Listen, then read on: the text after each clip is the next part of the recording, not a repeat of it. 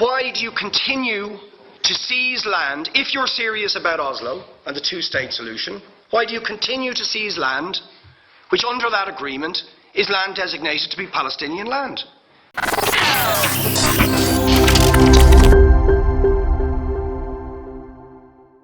But the ordinary Palestinians rose up because you denied them basic rights.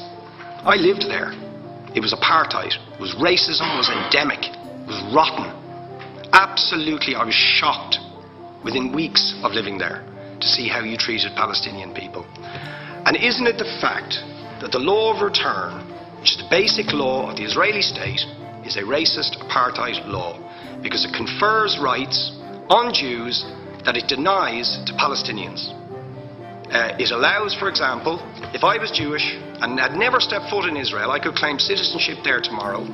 But 6 million people whose origins are in what you now call Israel, who were forced out in 1947 or 48, do not have that right. Isn't that part of the reason why the Palestinians are in dispute with Israelis? Because you deny them the right to return to their homes and to their land and to their villages, and that they have a legitimate claim, even under international law, to return, but you deny them that right. Why do you deny them that right? And why do you give that right to other people who have no connection whatsoever with the land, whether you call it Israel or whether you call it Palestine? Why do you continue to seize land, if you're serious about Oslo and the two-state solution, why do you continue to seize land, which under that agreement is land designated to be Palestinian land? 500,000 people, most of which has taken place since Oslo. You allow that to happen. Why do you allow it to happen if you're serious about giving this land to the Palestinians? It's absolutely extraordinary. And it just, you must, are you not just taking us, Ambassador, for idiots? That you can say with a straight face, we're serious about peace, but while we're serious about peace, we're going to seize Palestinian land. And you expect the Palestinians to just sit back and do nothing about that. And the world to accept that that is an acceptable way to behave. And you asked earlier on, what could we have some constructive solutions?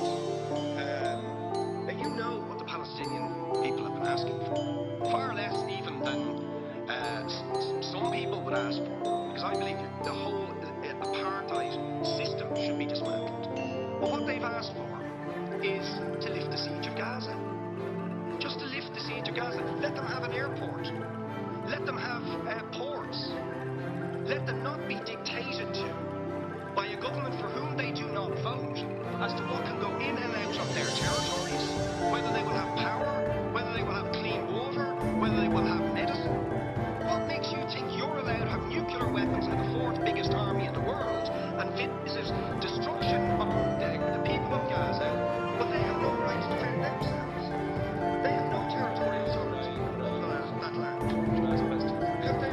How do you justify that? How do you justify those double standards? And very lastly, Ambassador, people like Bishop Tutu, Nelson Mandela, and I would certainly describe your state as a apartheid state, with different laws for people depending on their race or religion. Now, isn't that just the case that, for example, at checkpoints going into the West Bank, there's a channel if you're Israeli or European, and there's a channel if you're Arab. Just because you're Arab, if you can install Arab, and they stopped you and said, "Are you Jewish?" "Oh no, sir, you can't come in through the same entrance as Irish people or European people because you're Jewish," you would call that racism and apartheid.